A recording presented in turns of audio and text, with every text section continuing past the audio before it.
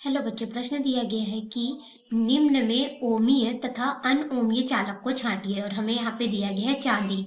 तो हम लोग इस प्रश्न का उत्तर देंगे, लेकिन इस प्रश्न का उत्तर देने के पहले हम लोग यहाँ पे मुख्य अवधारणा देखेंगे, जिसके आधार पे हम लोग प्रश्न का उत्तर देंगे। तो मुख्य अवधारणा के अंतर्गत हम लोग यहाँ पे सबसे पहले ओम का नियम देखेंगे, जिससे हमें ये पता चलेगा कि ओमीय और अनओमीय चालक क्या होता है।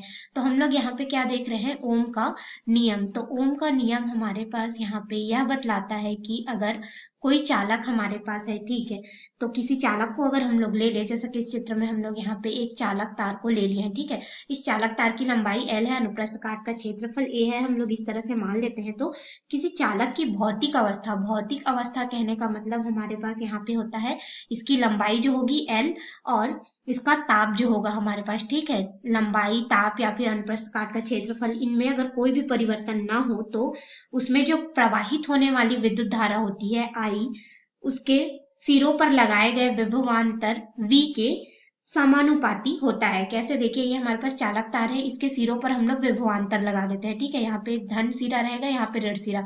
तो हमने यहाँ पे क्या किया कि V विभव जो है लगा दिया। तो अब विभवांतर V लगाएंगे तो इस चालक में क्या होगा कि विद्युत धारा I जो है वह प्रवाहित होगी। तो ये जो विद्युत धारा I प्रवाहित हो रही है वह उसके लगाए गए विभवांतर के अनुक्रमानुपाती होता है। तो जैसे हमने यहाँ पे परिभाषा देखा ओम के नियम का, तो ये क्या हो जाएगा, V समानुपाती हो जाएगा विद्युत धारा I के, और समानुपाती चिन्ह को हटाएंगे तो विभव V बराबर हो जाएगा R गुणित I, जहाँ पे R जो है समानुपातिक नियतांक होता है और यह प्रतिरोध होता है, ठीक है, उस चालक का जो कि विद्युत धारा के मार्ग में रुकावट उत्पन्न करता है। तो यहाँ पे जो प्रतिरोध R होगा वह कितना हो जाएगा, V बटे I के रूप में हमें मिलेगा। तो देखिए दो समीकरण मिला हम लोग को, एक और ये हो गया दो, और प्रतिरोध के पद में देखेंगे तो ये हो गया समीकरण 3। तो ये ओम के नियम को दर्शाते हैं, ठीक है। तो ये जो रहता है हमारा समीकरण 1, इसका हम लोग प्रयोग करेंगे 1 और 2 का, और अपने प्रश्न का उत्तर देंगे। तो अपने मुख्य प्रश्न में आते हैं। तो मुख्य प्रश्न में हमें ओमीय तथा अनओमीय चालक को छांटना है। तो हम लोग सबसे पहले यहाँ पे ओमीय चालक क्या है इसको देखेंगे, ठीक है। तो जो ओमीय चालक होता है हमारे पास, इसे भी हम लोग ओम के नियम से ही देखेंगे। तो ओमीय चालक उस चालक को कहेंगे जो कि ओम के नियम का पालन करता है। तो ओम का नियम क्या है हमारे पास, V समानुपाती I, यानी कि हमारे पास ये क्या है, V बटे R गुणित I के रूप में। तो ओम के नियम का जो पालन करता है, यानी कि वह चालक जो अपने में से सुगमता से विद्युत धारा को प्रवाहित होने दे देगा, वो क्या हो जाएगा, ओमीय चालक कहलाएगा, ठीक है। जो विद्युत धारा के मार्ग में ज्यादा रुकावट उत्पन्न नहीं करेगा, ओम के नियम का पालन करेगा। तो ऐसे जो हमारे ओमीय चालक होते हैं, इनमें हमारे पास आता है चांदी यानी कि सिल्वर, सोना Au, और हमारे पास आता है कॉपर Cu, और हमारे पास रहता है लोहा आयरन Fe।